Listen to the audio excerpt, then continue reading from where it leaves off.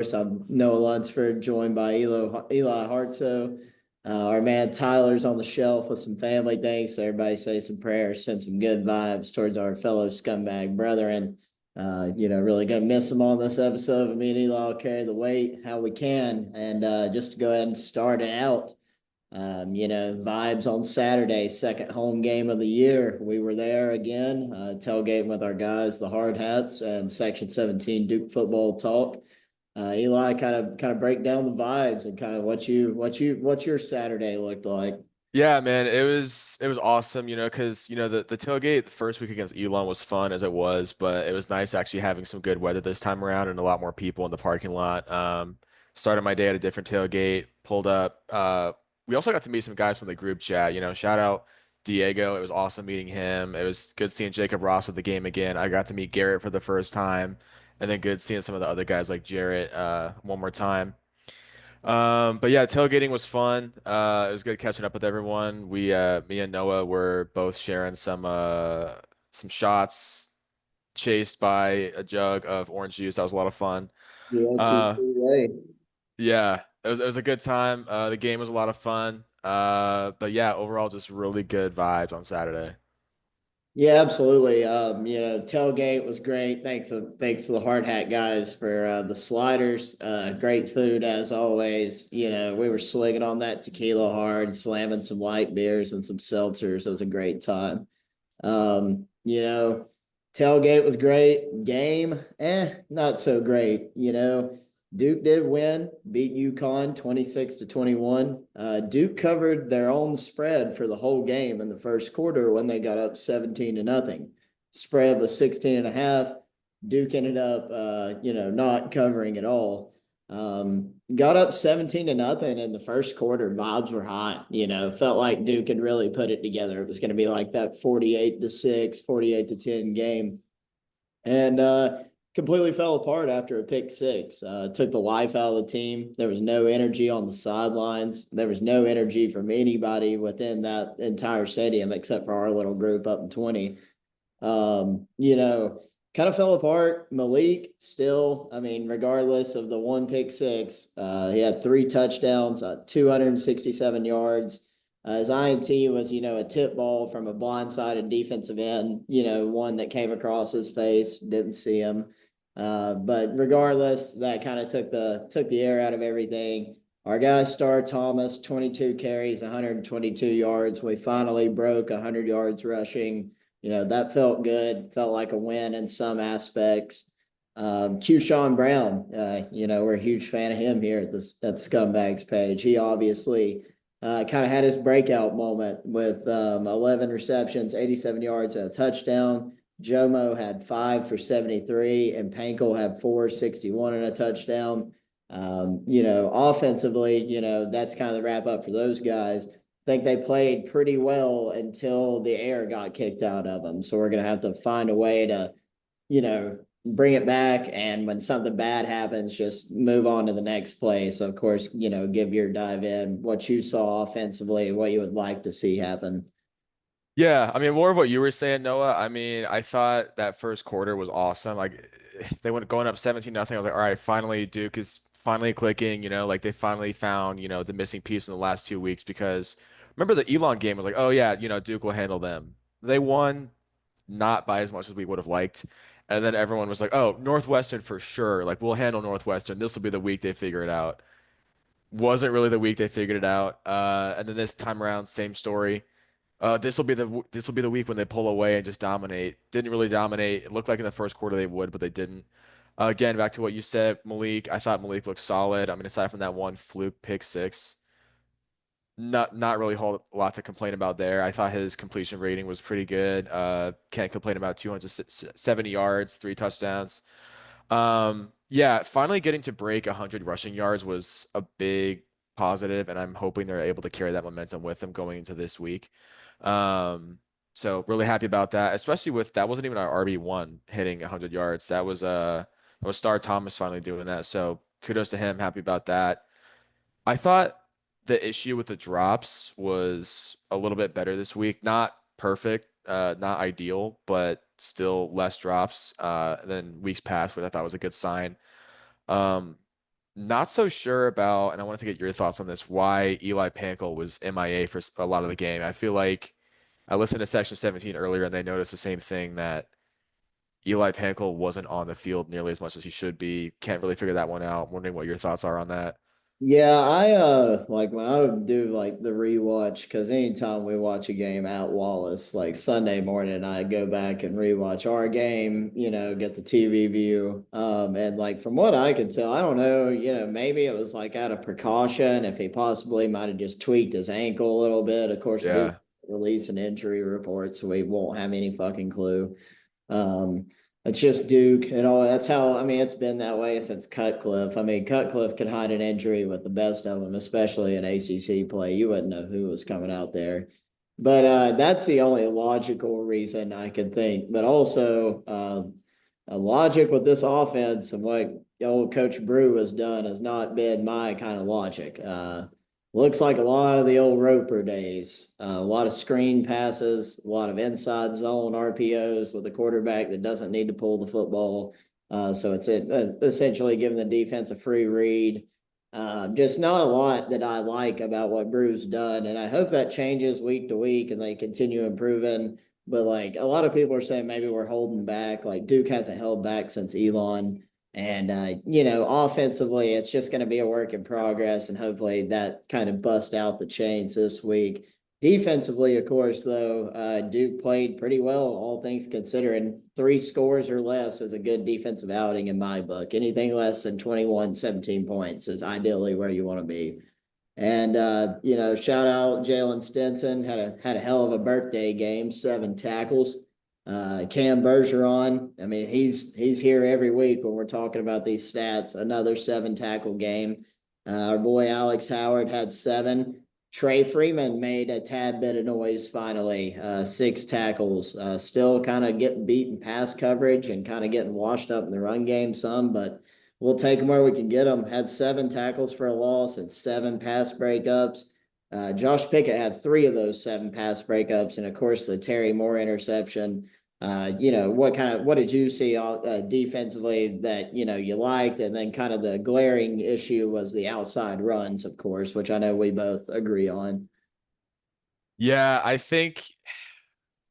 Well, remember those? They ran what, 4 or 5 different trick plays or like misdirection type things, and I thought Duke kind of held their ground on all 5 of those. Especially when they did that one weird formation. What was that? Third or fourth quarter, and got pretty much nothing out of it. So, was really pleased to see.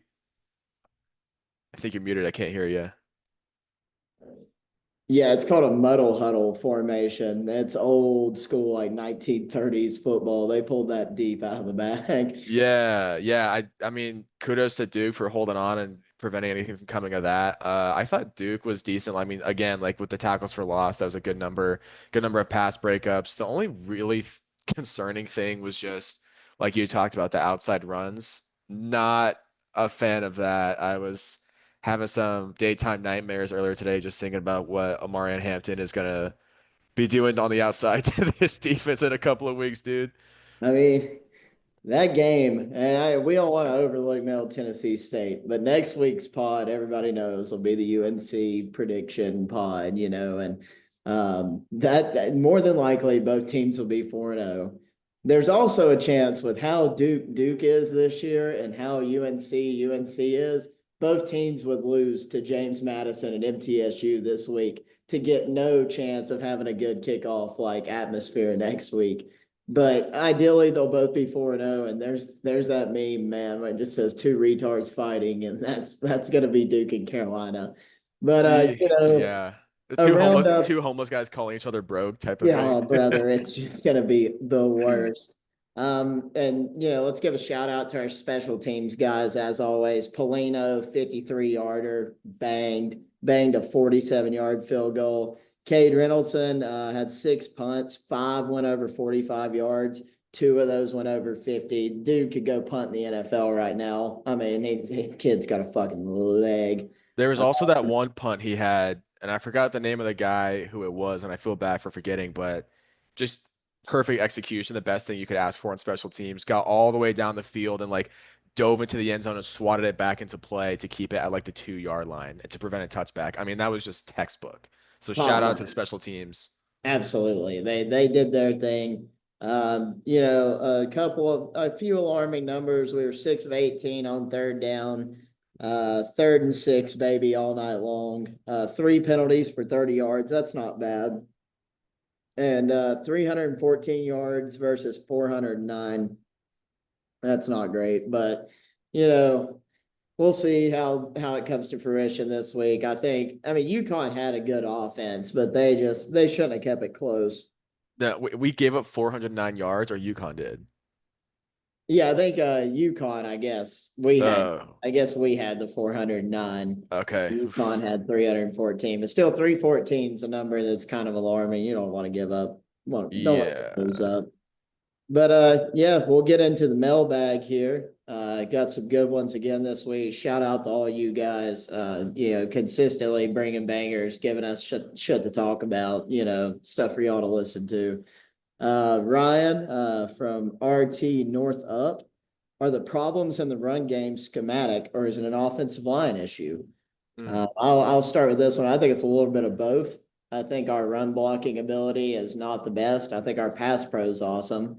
And I also think our scheme plays are running RPO after RPO, which gives the defense a free read because they know Murphy's not going to pull it. So obviously, we're only running one kind of like run scheme. There's no counters, no traps, nothing like that. So that's kind of my view on it. Yeah, I mean, going back a little bit deeper, first off, I think, remember going into the season, the offensive line was a huge question mark, and we were all pretty worried. So far, I mean, honestly, the line has held their own. They've done as good or better than we could have hoped for. And honestly, shout out to O-line. We were wrong. At least in the passing game, they've been great. In the run game, they haven't been amazing. But again, if you're talking scheme versus blocking ability, I think it's a little bit of both, but probably more so on the scheme when you're running RPO after RPO and there's zero threat of the quarterback keeping it himself, which we're going to get into a little bit later, you're just giving the defense a free, oh, we know exactly what they're doing. He's going to run it between the left tackle and the left guard every time. So it's just like if you're doing that every time, then yeah, your run game isn't going to do anything. Yeah, 100%. No, Ryan, yeah, thanks for the question. Moving up next, our boy Greg Heffley, GOAT Duke fan. If anybody that doesn't know, follow his Twitter. He goes to USC, posts a lot of his game day photos. He was at game day for the USC LSU game. Hate he was heartbroken on a missed field goal like that. But he said, "Will Duke score anything other than 26 points against MTSU?" My answer, no. I think they will, but like that's still an anomaly that's happened 3 weeks in a row to start the season, nonetheless. My answer is no, unless it's something less than 26. Uh-huh. No, I mean, obviously it's going to happen sooner than later. I mean, I imagine this week, I hope this week Duke scores more points, but given the kind of letdowns we've had week over week, waiting for big blowouts, I could see it being something dumb like, yeah, they break 26, but they hit like 30 or 31 or something not like just marginally better. Um, 100%. Yeah, but like I wanted to go on to this next question here, which actually I didn't know this, and then actually ended up tweeting about it, and I was really ecstatic to learn of this. William Dillon at William_Dillon said, "quote Nobody's talking about the fact that Jomo is leading the ACC in receiving yards, and Pankel is leading in receiving touchdowns." I didn't know either one of those things last night, and I went to go look it up on the ACC website. Sure enough, there it was. Jomo is currently leading in receptions with 23 receptions for 306 yards and 2 TDs. Pankel has what, 4 TDs now? Yeah, he's tied for first with four. There's 4 or 5 guys in the ACC that all have four.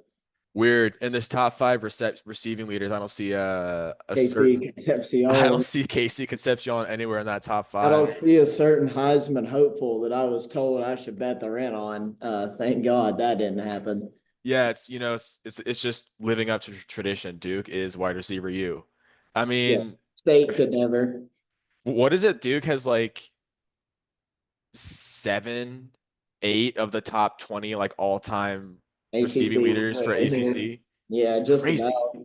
It's pretty crazy. wild, no doubt. And our guy BSBL, our local group chat depressor, Brewers said to expect us to throw 50 times a game. Why are we attempting to run so much?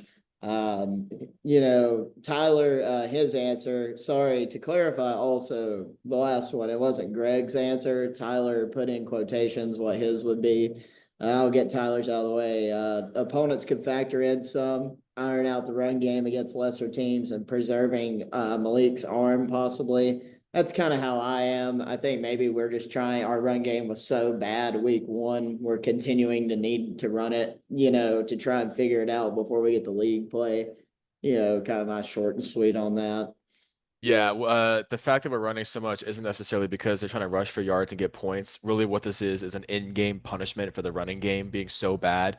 Instead of making these guys run at practice, they're punishing them by making them run in the game, as you know, to get punishment for not doing too well. I think what it is though, I don't think, in all seriousness, my serious answer here is I don't think we'd be running the ball this much if the offense had been clicking like we had hoped it would by now, meaning that I think if they had passed for 400 yards against Elon, 350 against Northwestern, 400 against Ucon, we wouldn't be attempting to run the ball this much. But because the passing game hasn't fully clicked yet for whatever reason, who knows? Maybe bubble screens aren't enough to carry you through a whole game and win games. I think if the passing game had been dominant like we had hoped it would be to this point, then we wouldn't be running so much. But I think really it might also just be part of, trying to work out some kinks and, get some things oiled up a little bit before we head into conference play. So hopefully they get it figured out in the next few weeks here. Yeah, absolutely. And our guy Timmy had a really good banger right here. Concerns with the offense and not going for it slash being so aggressive. Do you think as a result of that, the defense will wear down, uh, as a result of the offense? And the answer is 100% yes. If we don't keep the offense on the field for longer periods of time in the game, especially in the middle two quarters, a football game is four games within itself. You got to go win four quarters. You want to win all four parts of the ball game. The second and third, if your defense is consistently on the field, you're more than likely going to lose the fourth quarter due to fatigue. And punting on fourth and ones and not going for it at midfield is something that I hope the aggressiveness and league play really steps up, or else we're gonna be in trouble. Yeah, I mean, to Timmy's point and your point, yeah, that's exactly it. I mean, just the offense has to find a way to, stay on the field longer. I feel like most of our drives start out with like a really clutch, like first down conversion and then just kind of sputter out from there. Like if let's say we start at the 25-yard line, we'll get to about the 50 and they kind of sputter out and run out of gas, and then we have to end up punting every time. So hopefully we can find a way to stay on the field longer and give our defense some breaks and give them some little bit of, and also another thing, like less of a physical thing. If the defense has to keep going, being trotting out there and the offense isn't doing much, like Duke's offense wasn't between the second and third quarters last weekend, aside from being physically tired, you're kind of mentally like, damn, like we're out here busting our ass. The offense doesn't have our back. They're not doing much for us. Like this sucks. Like we're holding up our end. Like, can they please just come through and help us out? So it's two sides of the same coin there, but yeah, the offense staying on the field for longer it has to, become a thing sooner than later. 100%. Next up, our guy Ryan Parsons, New York Blue Devil. A bit too close for comfort for someone who works with so many UConn grads, fellas. Will MTSU be better or more of the same bullshit? Let's just hope for better. We're getting ready to break down MTSU, so I'm just gonna leave it at that. I hope that's better, and hopefully our breakdown will cover the rest. Fourth time's a charm. What can I say? We touched on it earlier. We touched on it a little bit last week too. We all thought we would just beat the shit out of Elon. That didn't happen. We all thought we'd beat the shit out of UConn or Northwestern. That didn't happen. We all hoped that we would beat the shit out of UConn. That didn't happen. Gotta We happen w at some point. No, we won these games, but we didn't beat the opposing team. We No, won, but we didn't beat them, and they're two different things. We beat Elon, but not as badly as we should have. Um, Hopefully, and we've been saying it week over week. Oh, this will be the week that it happens. Oh, this will for sure be the week that it happens. This needs to be the week that Duke breaks through and scores 40 to 50 plus points or else we're screwed. Simple We're as in that. bad shape because don't If forget, like Quentin Harris went to Middle Tennessee State in 2018 and put up like a 56 burger and didn't even play the fourth quarter. So like we yeah, really need to go show something if we're gonna go out there and play them twice within 5 years. exactly. Our boy Bentley, shout out Bentley. That's a great guy to, he's a fellow GA scumbag sitting over in 20. Good guy. Appreciate all his input on the pod.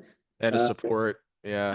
run defense cooked? Question mark. We've kind of already got into that over the outside runs. Star not thoughts about Star not scoring the last touchdown. I think that's just out of veteran gamesmanship. You don't see that a lot anymore, but guys like Star that have been around as long as he has, that's kind of the way they're going to play the game. That's what, as an old folk would say, that's the right way to do it. You're not going to turn the ball over. There's no chance you lose the game. They're out of timeouts. It's less than 2 minutes. Fresh set of downs. It's the right thing to do. It sucks for all the spread betters. Absolutely. Bad kicking the balls by Star Thomas there to everybody that was betting on the over of that game. We're not going to hold it against him, though. Don't bet on your favorite football team. I still do every week. Um, our boy Billy also put, um, you know, we got into the run defense a little bit, but I think our biggest issue is the outside zone. And if you think there's something, touch on that, you're more than welcome to. Yeah, I mean, I thought that we've been good down the middle, like in terms of like stacking the box against like inside runs and not allowing anything like the quarterback to escape up the middle. I thought we've been blowing shit up the middle. But like I mentioned earlier, and we've touched on multiple times, like and this week more than any previous weeks, the outside runs are scary. I we really have to figure it out because we've got like a legit star. We're gonna be playing in a couple weeks here at Wallace Wade Stadium in Omari and Hampton. So, Buddy, there's a chance he goes for 200 on the ground oh that my game. God. If they don't figure out containment, we're in Yeah. bad shape. And then the audience that's 70% Carolina fans is gonna have our heads after that game, so they better figure it out They're quick. going to be dancing on the devil's deck, man. It's going to be a bad Yeah, spot my if they don't figure God. that out. That thing's gonna be rocking with baby blue. I'm gonna be throwing up, dude. No doubt. And last but not least, our guy JD at FishFry02. He said it was great meeting you guys this weekend. Hopefully, we can find a run defense. And just yet again, another thing. We love getting to meet all you guys at the tailgates, at the games. It means the world to us. People come up and say, like, hey, we love the pod, all that stuff. Just sitting there drinking a beer, talking to people. It's a way of fellowship at those football games. And, we've as Duke fans, there's just not many of us, but the few we've got are a damn good bunch. So yeah, shout out JD. Yeah, hopefully we find a run defense. Absolutely. Yeah, going off of that, I mean, we already touched on the run defense thing, but again, last season was when I first really started getting plugged in with the whole Duke football community. I've been going to games for years and years and years, but last year is when I really fully started getting, plugged in. And, I made some friends last year, and then over the off season, kind of built up a little brand on Duke football Twitter. They don't know I'm a niche internet micro influencer. But yeah, no, just getting to meet so many awesome people and then being at a tailgate and having people come up to me like, Eli, it's me. And I'm like, what? And they're like, oh, it's me, so and so from Twitter. Like, that's awesome. I love getting to meet people at the games, and everyone's been super cool and nice and just a pleasure to speak to everyone. So if you're listening to this and we've met at a game some point this year, looking forward to hanging out with you some more. Yeah, absolutely. And that wraps up the mailbag. Yet again, another great week of questions. We appreciate all you guys. Can't make the content without some people that help along the way. Getting into our best bets now. Kind of been on a hater myself. Tyler's let y'all down a couple of times. I think I have two bad beats so far. I'm gonna go Tyler's first here. NC State plus 21.5 against Clemson. Probably a safe bet. He also has Buffalo plus 14.5 at Northern Illinois. I think NIU is probably looking ahead to that NC State game. So I do think NIU will probably beat Buffalo, but probably by a score. I'm all in on that one. Bowling Green plus 22 and a half at Texas A&M. Shout out our boy Mitchell. Tyler said he was going to bet on Bowling Green every week this year because of him. And the BYU money line, pretty solid bet. Mine are App State -7 tomorrow night on ESPN Plus against the University of South Alabama. Jaguars suck. App's rolling, just beat ECU, in-state rival, roll damn near. I've got Army -5.5 versus Rice. I'm gonna say this right now. If you can get in on any Army bets, them boys are playing some good football this year. The cadets are moving the damn rock. I've got Coastal Carolina money line at plus 136 at the University of Virginia. Cavaliers suck. Tony Elliott's a fraud. Coastal Carolina, go Shants. The old Myrtle Beach Sea Chickens are going to go give them hell this weekend. And my super dog is Georgia Tech plus 10.5 against Louisville. I feel like that game is an ACC like championship implication game. I mean, two big time programs, absolutely.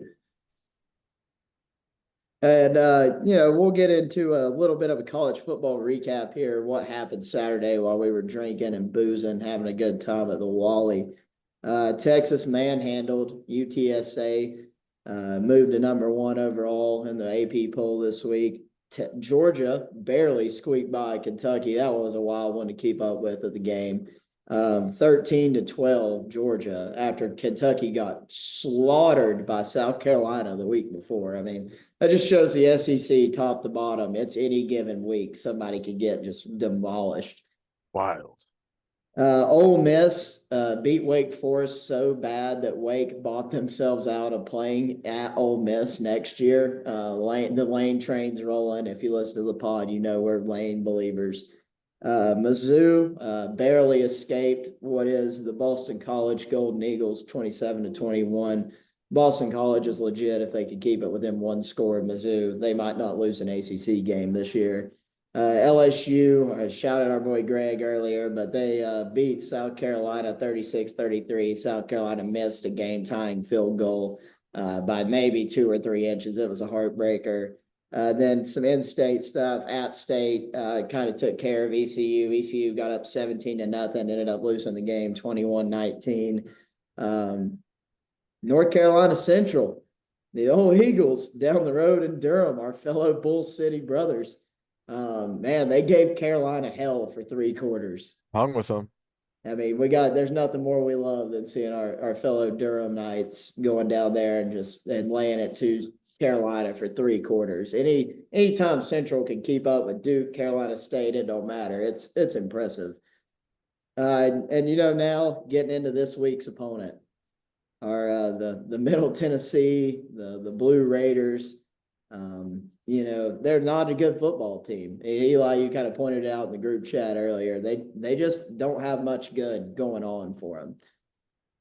No, yeah. I mean, in the group chat earlier, like again, I mentioned to the Section 17 podcast earlier, and they actually brought up really, really fascinating numbers that just kind of display just how bad Middle Tennessee is. As a Duke fan, we've heard this tale before. Doesn't mean that I'm that confident going into this week, but according to some stats that our friends at the Section 17 podcast provided us, Middle Tennessee State has the 22nd best passing offense in the country, averaging 305 yards per game.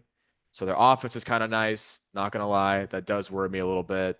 I think we can handle them, but I wouldn't be shocked to see a few over the top deep passes go for 6 on the Middle Tennessee end.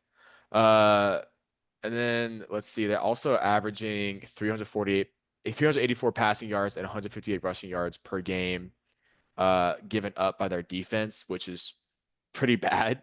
I think they're ranked out of like 130th out of 133 in the FBS in that regard in terms of defense. So something to keep in mind. But given the fact that they are averaging 540 yards against on defense, that doesn't mean anything for Duke. Duke will probably go for like 213 total yards with like 80 passing yards and something weird on offense and on the rushing game. What do you think, Noah? What are your thoughts? Yeah, so I mean, a little bit of history. This is the second matchup all time. We kind of noted earlier. Last time we played them was in 2019. Duke beat them 41-18. Quentin Harris legacy game. That was the year we started 4-0 and then lost like 7 straight and just a brutal season. But head coach Derek Mason, for any of you sickos and scumbags out there, was at the Vanderbilt Commodores before he made the trip down to Murfreesboro from Nashville, about a 30-mile hike south. Can't wait to make that trip this weekend. Looking forward to being out in Nash Vegas, having some drinks, spreading the good word that is Duke football. Their offense, like Eli said earlier, is they were solid in one game. Really solid against Tennessee Tech. They did put up 21 against Western Kentucky, which is better competition than Tennessee Tech, but lost that game 49-21. They lost to Ole Miss 52-3, but that's Ole Miss. We won't read too deep into that. Like you were saying, they're pretty efficient on offense, but that's probably due to lack of competition. I think our defense probably will shut that down. At least I hope so. Defensively, they're really bad. So, like, this is the game. If we're going to take an opportunity to just take the top off and put 52 points up on the board, like this would be that time. Some players to watch out for at quarterback. Nick Valatillo has passed for 875 yards, 4 touchdowns, and 3 picks so far this year. Their running back has 27 carries and 69 yards. Tyler put in here with a little parentheses, nice after 69. Just know he's with us in spirit, folks.